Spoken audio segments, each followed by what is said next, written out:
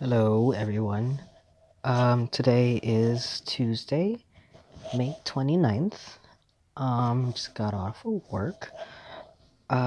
Didn't really do a lot of anything. I slept really late because I was finishing up Nier.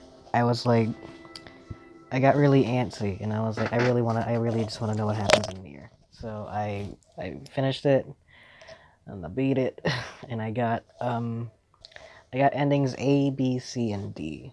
Um, I'm really glad they added a chapter select because, and I remember in the first Nier, I remember you had to have like a separate save file for it just so that you could easily access the next ending. But this time there's just a chapter select, so you can just do the other ending right away. There is another ending that it was prompting me to do, but I was like, nah, I'm gonna save that.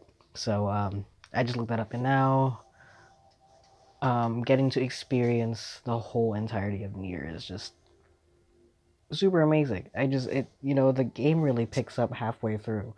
There's not a lot of games I can say where it's like, um, I can't believe how long that prologue is, but it's worth it. Just it's great. It's great. Near Automata, cause a few months ago I was playing Legend of Zelda Breath of the Wild, and I had never played it, and like I kept away from like spoilers or whatever, and I fell in love. Like, I bought so much merchandise for it, I just fell in love. I became a Zelda fan instantly, and I started to understand why it got Game of the Year. But at the same time, I knew I played Nier, but I never really finished it. So I understood that it was a contender, but I didn't understand why. But upon finishing it, now I'm in the camp of Nier got robbed really hard. Not that Breath of the Wild is a bad game, it's a good game, but it's like comparing all the contenders for Game of the Year. I think it was I know it was Breath of the Wild, Nier, Mario Odyssey, and I think Persona 5 was on that list too.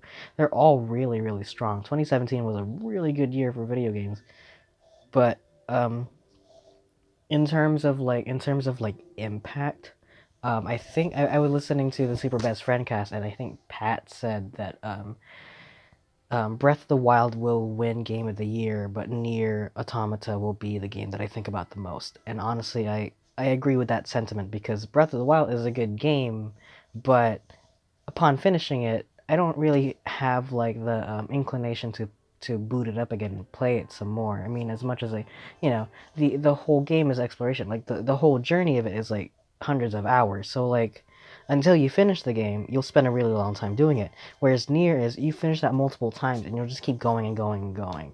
Um, at the very least, just from the initial point of like me doing all of the endings so far, at least all the main ones. So just props to Yoko Taro and Platinum Games. Platinum Games for making Nier playable, and Yoko Taro for continuing to make to make his vision a reality. I like that a lot. Um, I hope that he continues to make these games. I hope he continues to make games where it's like um, makes you think.